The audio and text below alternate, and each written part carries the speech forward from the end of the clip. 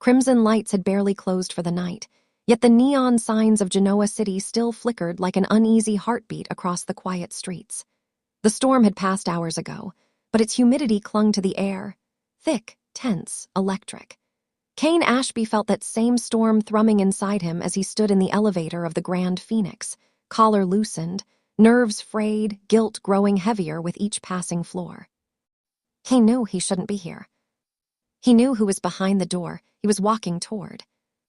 And he knew, with agonizing clarity, what he and Phyllis Summers had done only hours earlier. He hadn't meant for the night to spiral the way it had. One too many arguments with Lily, one too many accusations, one too many wounds reopened. Lily had called him stubborn, secretive, and self-obsessed, and maybe she wasn't wrong. But it was Phyllis who caught him at his lowest moment. Fiery, intoxicating, dangerous Phyllis, whose ability to sense weakness was as sharp as her talent for exploiting it. And Kane had let it happen. The problem wasn't the act itself, not really. Secrets were currency in Genoa City, betrayal practically a rite of passage. No, the problem was what happened afterward. Kane had exposed himself.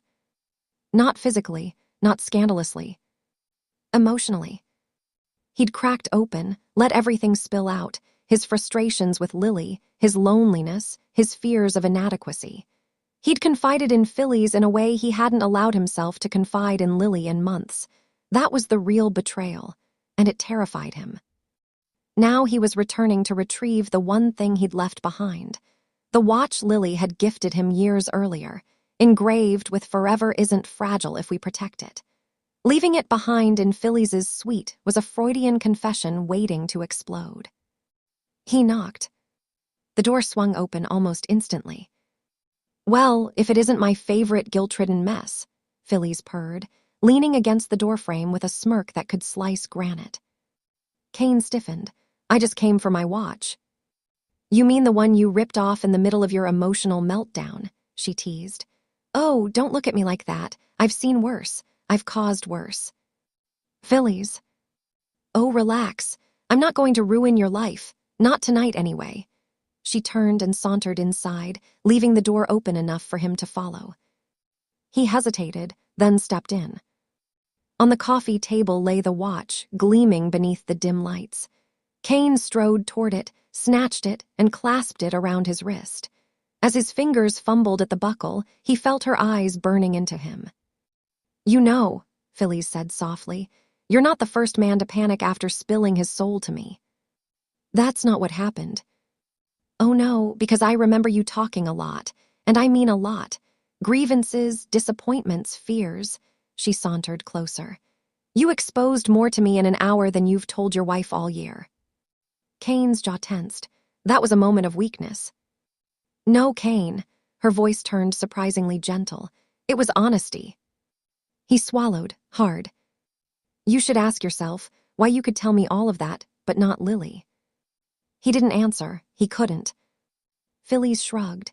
"Take my advice or don't, but eventually truth bites, and when it does, it never lets go."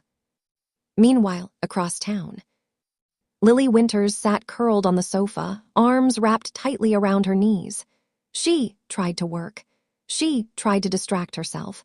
But her mind kept spiraling back to Kane, his distance, his defensiveness, the look in his eyes when he left earlier. A look she recognized. A look she feared. A look that whispered of old habits and dangerous patterns.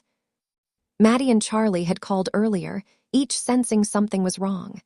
Lily brushed it off, but her own body refused to lie. The unease gnawed at her. When she heard the front door open, she inhaled sharply. Kane stepped inside, looking as though he'd run a marathon in a thunderstorm. His shirt wrinkled, his hair tousled, his eyes shadowed by guilt. Lily's heart dropped. "Where were you?" she asked quietly. He froze, out thinking. That's not an answer. He avoided her gaze, heading toward the kitchen. "I don't want to fight." "Kane," her voice was steady now, anchored. "Turn around." Slowly, reluctantly, he did. And Lily saw it, saw everything he thought he'd hidden. "You were with someone," she whispered. He didn't confirm it. He didn't deny it.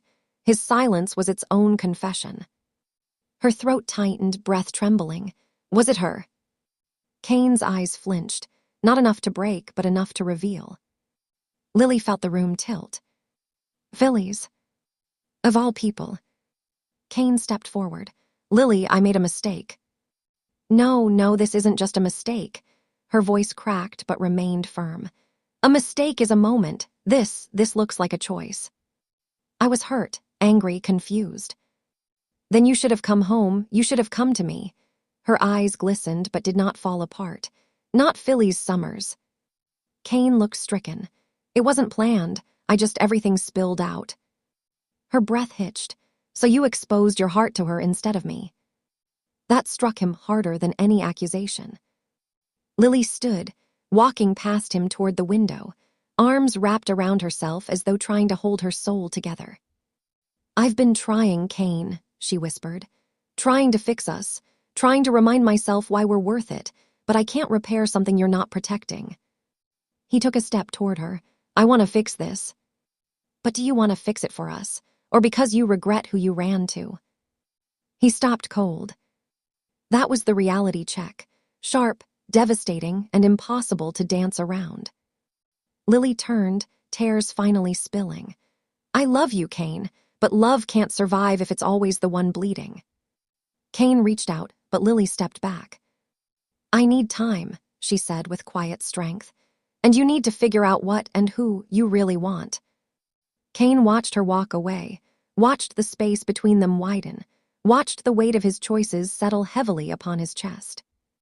And for the first time since the storm began, he realized